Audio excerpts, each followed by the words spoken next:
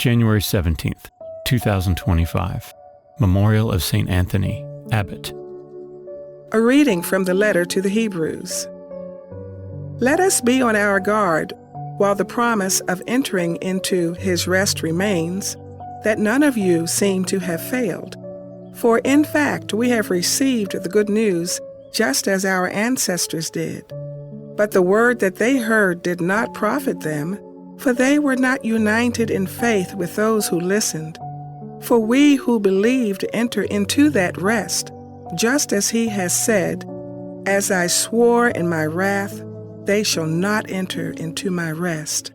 And yet his works were accomplished at the foundation of the world. For he has spoken somewhere about the seventh day in this manner, "And God rested on the seventh day from all his works." And again, in the previously mentioned place, "They shall not enter into my rest." Therefore, let us strive to enter into that rest, so that no one may fall after the same example of disobedience. The word of the Lord. Responsorial Psalm. The response is, "Do not forget the works of the Lord." What we have heard and know, and what our fathers have declared to us, we will declare to the generation to come, the glorious deeds of the Lord and his strength. Do not forget the works of the Lord, that they too may rise and declare to their sons that they should put their hope in God, and not forget the deeds of God, but keep his commands. Do not forget the works of the Lord.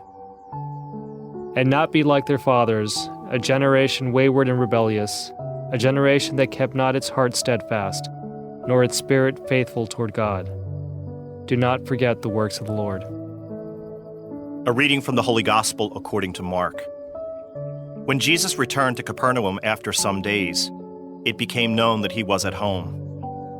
Many gathered together, so that there was no longer room for them, not even around the door, and he preached the word to them. They came bringing to him a paralytic carried by 4 men. Unable to get near Jesus because of the crowd, they opened up the roof above him. After they had broken through, they let down the mat on which the paralytic was lying. When Jesus saw their faith, he said to him, "Child, your sins are forgiven." Now some of the scribes were sitting there asking themselves, "Why does this man speak that way? He is blaspheming. Who but God alone can forgive sins?" Jesus immediately knew in his mind what they were thinking to themselves. So he said, "Why are you thinking such things in your hearts? Which is easier, to say to the paralytic, 'Your sins are forgiven,' or to say, 'Rise, pick up your mat and walk'? But that you may know that the Son of Man has authority to forgive sins on earth," he said to the paralytic, "I say to you, rise, pick up your mat and go home." He rose, picked up his mat at once, and went away in the sight of everyone. They were all astounded and glorified God, saying, "We have never seen anything like this." The Gospel of the Lord.